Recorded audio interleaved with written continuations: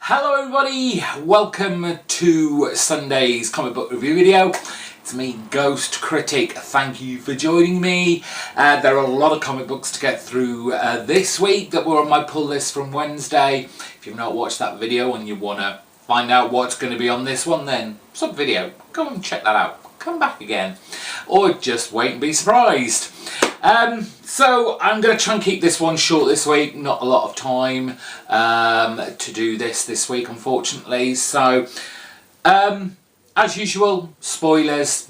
We're talking storylines and giving you my thoughts and opinions on all of the comic books I picked up. I'm going to start with one. I think it came out last week. It certainly wasn't my most least liked, but I'm having trouble kind of collating my thoughts about it, and I think it is on purpose. It's Proxima Centauri from Farrell Dalrymple that came out from Image Comics, and it's a lovely book to look at. I love Farrell's artwork, his art style. It's kind of sketchy with a kind of I don't want to say an infantile look at, but it feels like it's a very young person drawing, and kind of it's got that doodly kind of edge to it. Although I mean it's amazingly detailed in parts, but it's all over the place, but kind of in a good way. It's almost like you're in that kind of dreamlike state. You're having a dream where everything is very disjointed. You're not really sure what the kind of narrative is here. You can kind of get little bits. You obviously have this main guy at the front. He's trying to get home, and it's just bizarre and surreal going all around it. I mean, you have this kind of double page spread here. I say spread, there's obviously this page, it's very sparse and very barren, and then you get a lot of detail there, but I just love the bubble there. Okay, scientists, I'm getting close to the weird spot. I think we went to the weird spot a few pages back and certainly continued along that way.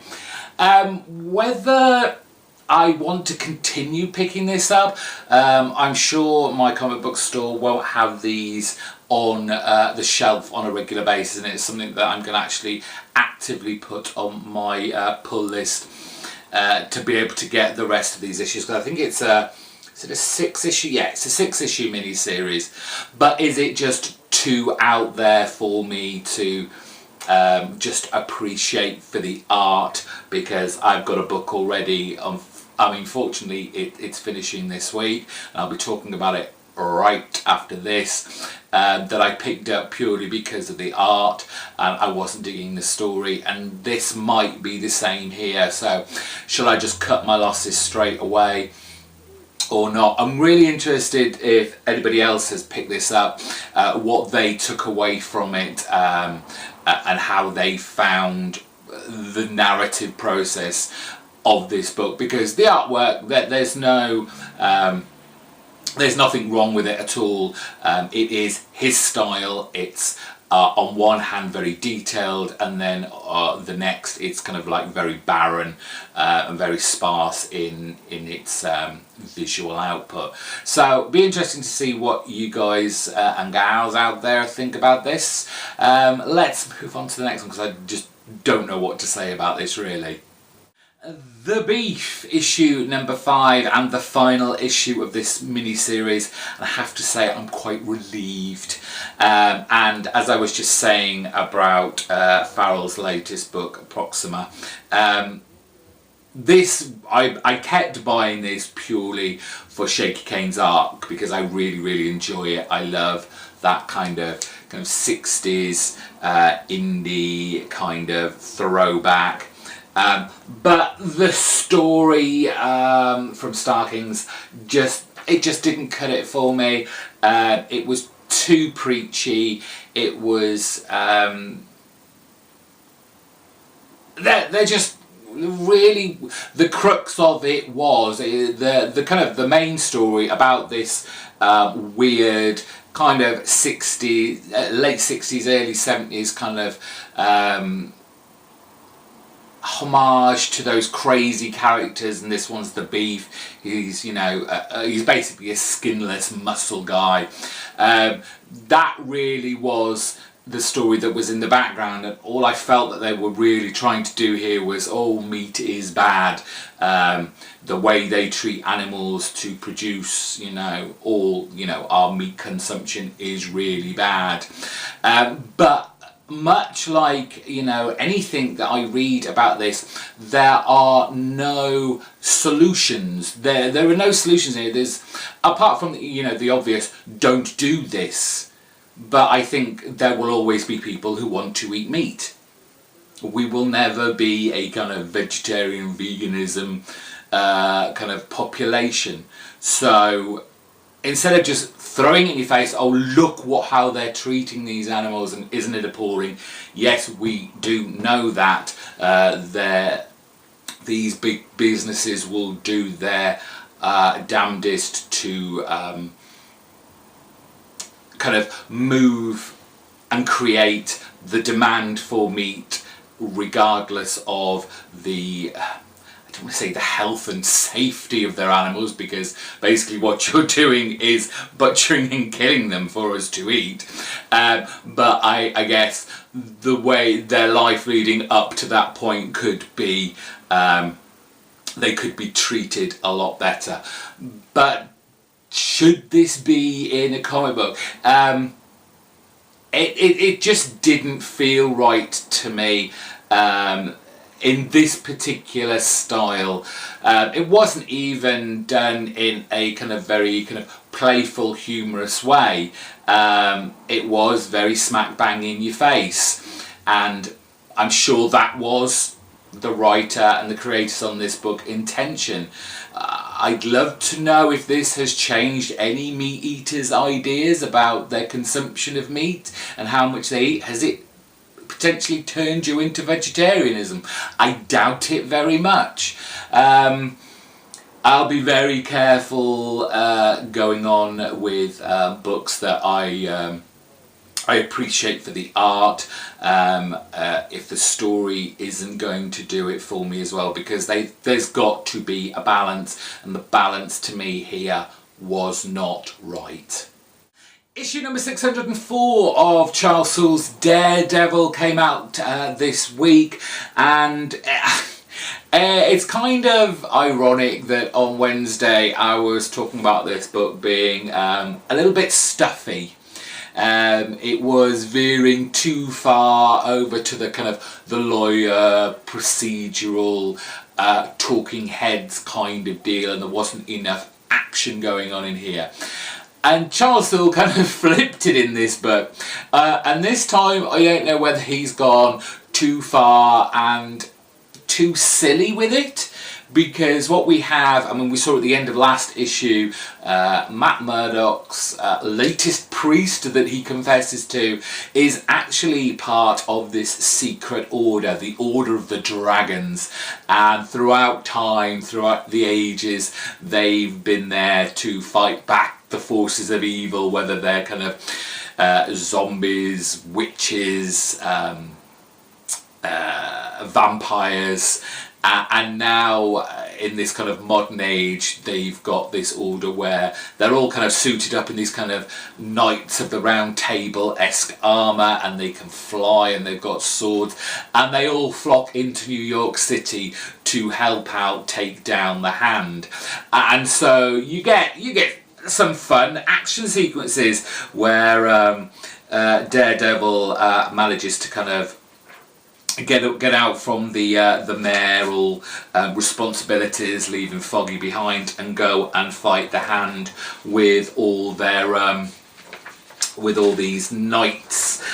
We get a little bit of a history, spotted history of the Order of the Dragon's life. It just felt a little bit Deus Ex Machina. Oh, we're in dire straits here. How can we fix this?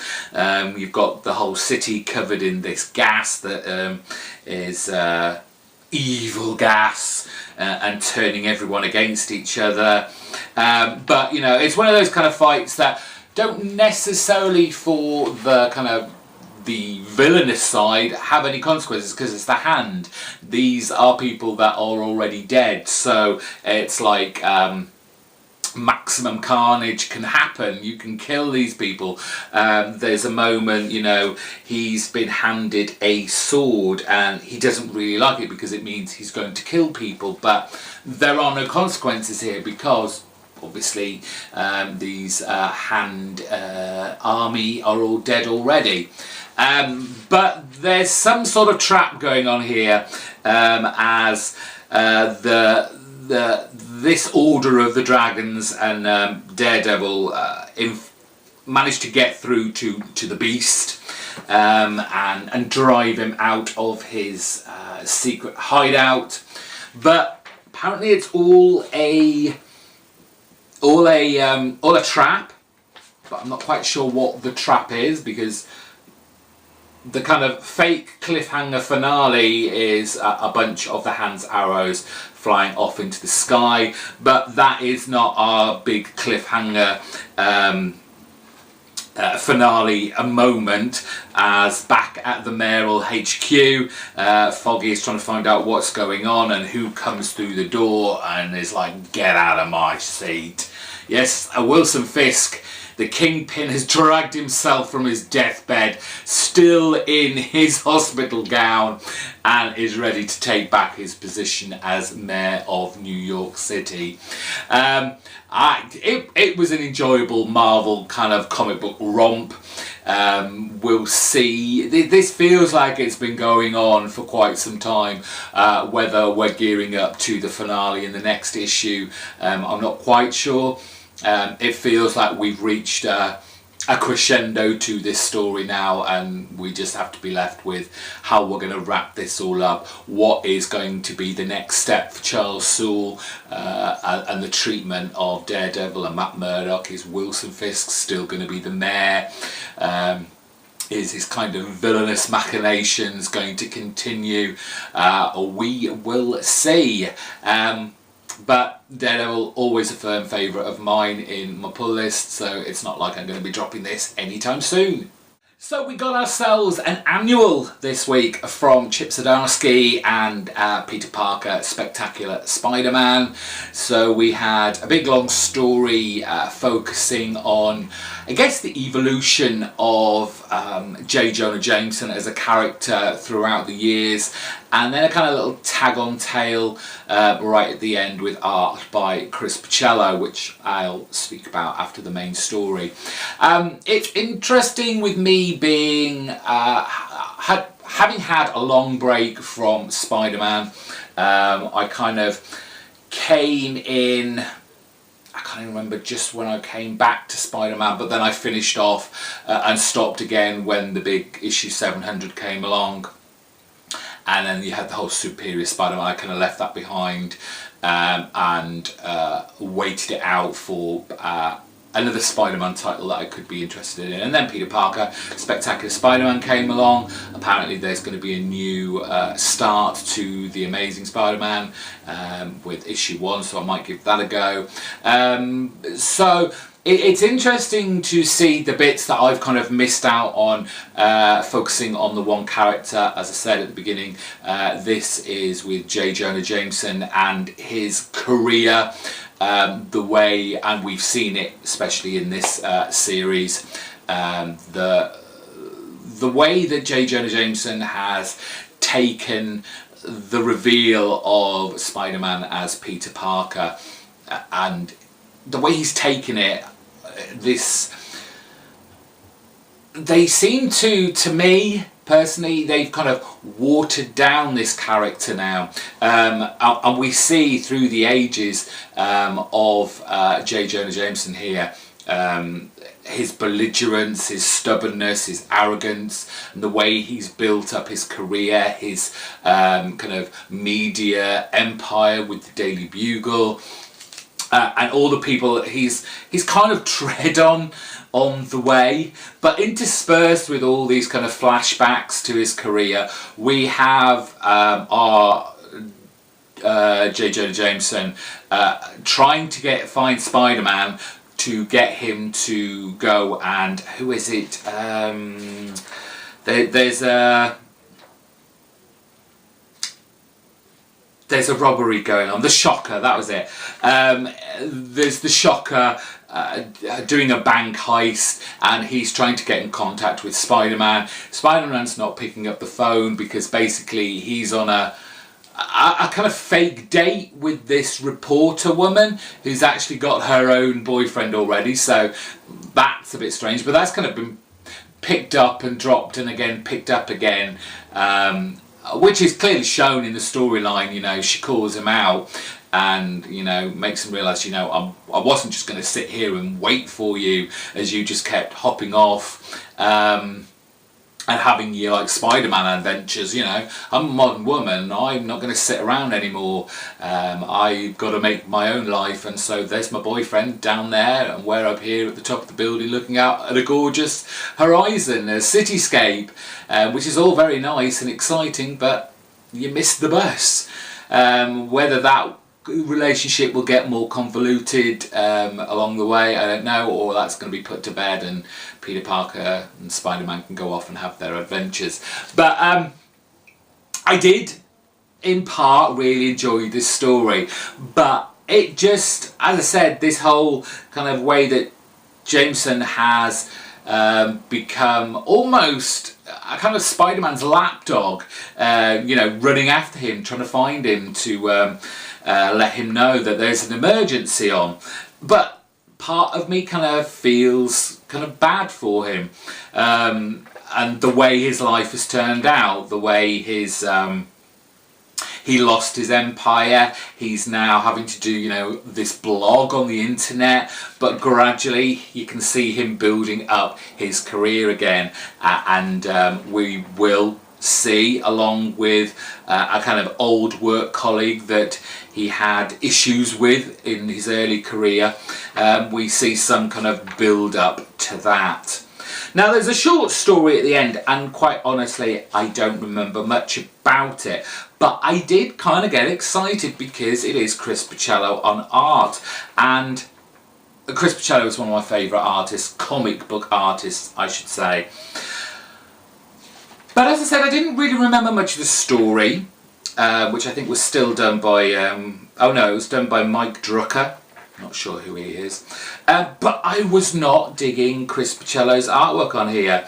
It feels like, you know, it's a character that Chris Bachalo could do really well. I don't know whether this was a bit of a rush job for him, but it's certainly not Chris Bachalo at his best.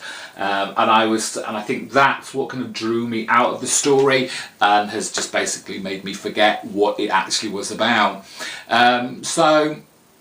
Main storyline, really fun, really exciting and interesting spotlight on JJJ, but the backup, instantly forgettable. The new run of Doctor Strange from Mark Waid and Jesus Sayers, issue number 2 came out this week, and I did really enjoy this. I'm still not 100% sold on Sayers' art style. I think the colouring of the book is far too muted of a colour palette for this book. That story-wise, I'm really digging. We've got Stephen Strange in an environment that he is not that he's not suited to it, but it's not his normal kind of environment. We're out in space, we're on different planets, we're up against alien races rather than demonic hordes, and coupled with his kind of frustration at not being able to use magic anymore, or at least he doesn't know how to, because we see him being kind of being locked up by this alien race, and being being shown doing all these kind of menial roles, but all the while he's trying to remember kind of incantations, kind of hand movements that he does to create his spells, but something's just not happening, and we get another alien visitor gets thrown into his prison cell with him, and fortunately for Doctor Strange, she is a kind of archaeologist for materials of the arcane, and with her know-how mixing magic and science together, they're able to escape, and we get this really exciting kind of science fiction adventure escape story, which I found really, really fun. I mean, we've got all those Image comics at the moment. They're doing a lot of sci-fi kind of storylines, and yes, they're exciting and adventurous, but they will never be the same in the kind of Marvel vein, which feels more adventurous. I don't know the words to kind of pinpoint this this style. I guess it sounds like I'm being negative towards it, but in Marvel comics they kind of don't take it seriously, and there is a big fun plus element to it. While in your Image sci-fi books, it's all very serious. There's the adventure element there, but they aren't doing it for the fun of it. I don't know whether I'm explaining myself right here, but this was kind of pure comic sci-fi book series to me, and I enjoyed it very, very much. I want to say that I'd like Sayers to leave this book, get someone who's a bit more vibrant and colourful and dynamic on this book. It's not to say that Sayers' artwork is bad. He's very good at what he does, but just not suited to this book, unfortunately. A #1 issue from Marvel. Dan Slott has decided to take on Tony Stark, Iron Man, and this is the first time I've ever picked up an ongoing series of Iron Man. As I said on Wednesday's video, I've read kind of selected parts of Iron Man, the kind of big stories, I guess, the Devil in a Bottle and all those. But never picked up single issues of this series, so I kind of went in a little trepidatious with it, but I enjoyed it. I couldn't not. It was fun, it was bright, it kind of introduced the status quo to new readers, what had, you know, bits and bobs of what had gone beforehand, the whole kind of Iron Man in a coma, but we kind of kick off this particular run of Iron Man when Tony was kind of a young teenager, and there's this kind of Robot Wars kind of tournament against what was it, Bang Robotics or Bang... Yes, Bang Robotics against Team Stark, and they've got these little robots in there. They're going to have a football match, and you see the robotics team, little robot, and you think, oh wow, that's kind of sweet. But of course, Tony Stark comes along. He's got these fully movable robots that are just basically like little men, and doing kind of backflips and kicking footballs into the backs of nets, and completely trounces the team and makes them look stupid. Fast forward to the present day, and Tony Stark goes back to the founder of Bang Robotics to bring him into the fold, and we see this kind of new, I guess, evolution of Iron Man Industries, where you have all these talented young go-getters who are pushing forward the science and technology of the world. I suppose it's a bit like when Peter Parker had Peter Parker Industries or whatever that was, and you had people inventing stuff. It's got that kind of feel to it. We get, I mean, it's not just introducing all these characters to new readers like Jocasta Pym. The last time I remember her, I think it was Mighty Avengers towards the end of it. I think she was part of that whole team. You've got, I mean, there are so many characters along the way, but the big evil threat on this in this issue was Fin Fang Foom, coming to decimate the city, but under the control of who? Well, we're going to find out as we finish the book off. But it gives Tony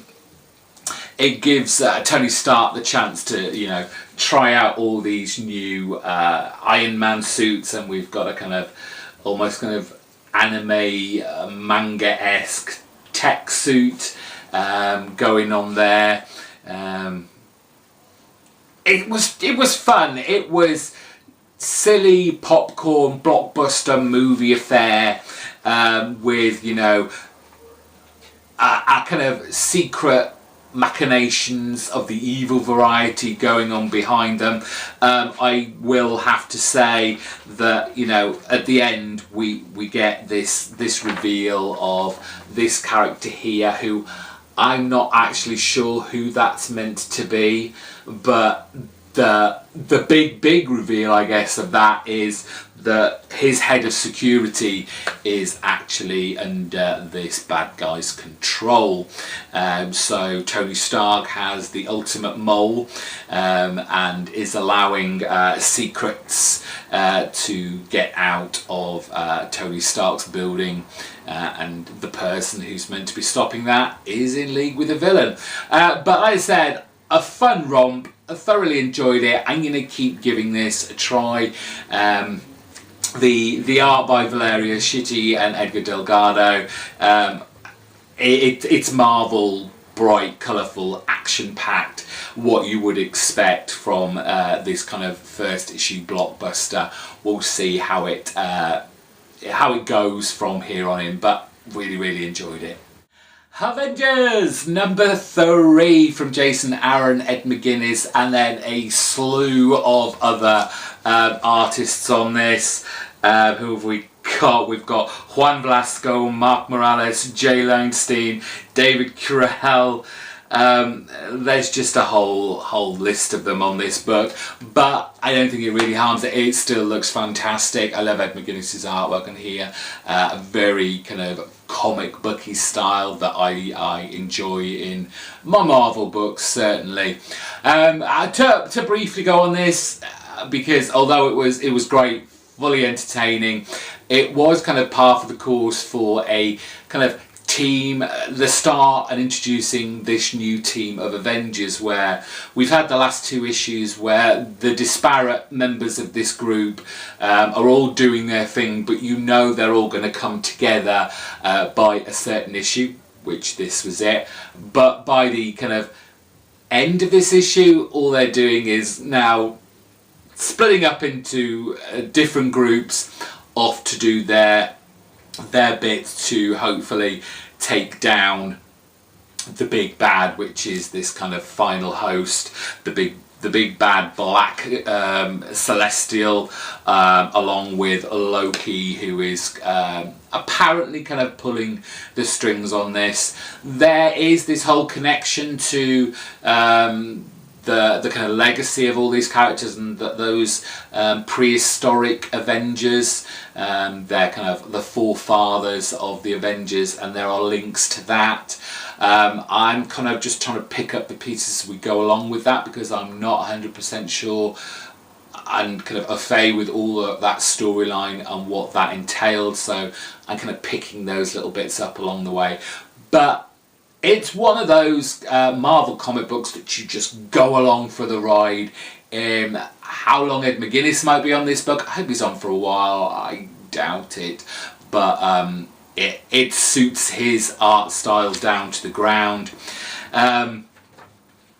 It's interesting the way again it's not interesting, it's kind of, I won't say obvious, but the way that this isn't the Avengers coming together. We've got Iron Man completely, constantly saying, we're not the Avengers, we're not doing this again, but clearly you are. Get over it, do it.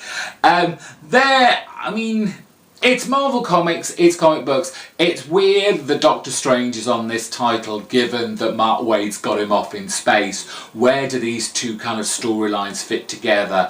Given that Doctor Strange seems to have certainly an element of magic about him, and using it as such, but that's comics for you. You're never going to get everything fully in line with each other.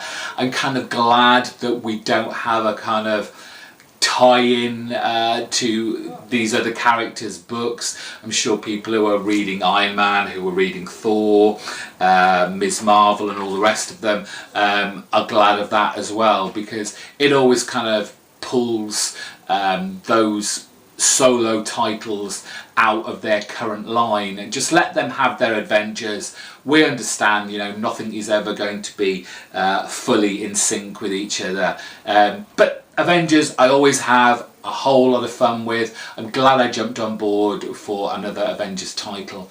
I hope this continues to be the fun kind of cinematic epic that it's being right now. Okay, sorry about this, but just a quick change of scenery because my neighbours have decided to blast music out of their front door and I can't concentrate. So come into the back bedroom and we've got Daily Class, issue number 35, and we have to really concentrate on these last two books because the cream of the crop of my pull list. Rick Remender does what he does best when he comes to a finale of a storyline. This one, Love Like Blood. We've had the crazy madness of this convergence of all the different factions that are all after Marcus, and we come to the kind of epic finale to this story arc. And it's very strange because we left off issue 34 with that gunfire. Has Marcus shot Victor or not? A retribution for killing his best friend Willie. No, he didn't. He decided to not do what this assassin school for kids is wanting them to do and just basically turn on each other, survival of the fittest, the best, and all that, and decided to err on the side of forgiveness. Let that feeling of revenge slip away, which is odd because the other big kind of reveal in this issue, and as I said at the top of this video, spoilers here. If you've not read this yet, I don't want to spoil it because one of our original cast of misfits and outcasts dies, and she's dead this time. This isn't Marcus perhaps dying. This is proper grave with a cross 6 feet under, and it was unfortunately, because she was a great character, it's Petra, and Petra has this uneasy, has always had kind of an uneasy relationship with Marcus at the best of times, but again she killed another of Marcus's friends, part of the original Deadly Class, and while Marcus has seemed to see fit to forgive Victor and hopefully, I guess kind of re-educate him to not so much turn the other cheek, but realise that, we're not puppets for this school, that we are our own individuals. We can make our own choices in the world, and sometimes, you know, you've kind of got to let things go and move on and become another force to be reckoned with. And as we see, you know, Marcus and all the deadly class, both the former and the present years, are trying to escape, and you know, it's all chaos, it's all violent. It's we've got Petra going up against what was her name? So many characters. Brandy, that was it. Brandy, who sorry, the lighting's not good in here. There we go. Brandy, who was part of the kind of school clique, the hierarchy that we'd had, and we kind of left behind to follow this storyline. She's just gone pretty much batshit crazy and is not going to let anything go. She's going to kill anything that's in front of her, and she does eventually have a one-on-one with Petra, where basically Petra doesn't come out of it in any way, shape or form. And the kind of emotional punch again in that is obviously Petra and Victor, sorry, not Victor, Helmut, is they've been having this budding romantic relationship over the last few issues or so, and that's obviously been laid to rest, literally. So it was a very emotional relationship. You expect this of Remender, but it's in no way kind of predictable. It really has that emotional impact, and you just wonder now where Remender is going to take this next. Are we going to get the kind of alliance of who is left from this last storyline all coming together to then go back to the school and, I don't know, demolish, take it down, take it to the teachers and the headmaster, and kind of dissolve this toxic school where they're kind of beholden to this way of life where you want to kind of appease, have approval of your family, your peers, and it's just going to, I'm sure Remender is going to take this even further, and I'm just going to be there from the get-go, as I have been from the very start of this book, which I've loved from the start till the present issue. It's just a fantastic book. The artwork, as always, by Wes Craig and Jordan Boyd is gorgeous. You've seen a few of them. The artwork itself, it's just so energetic, so dynamic.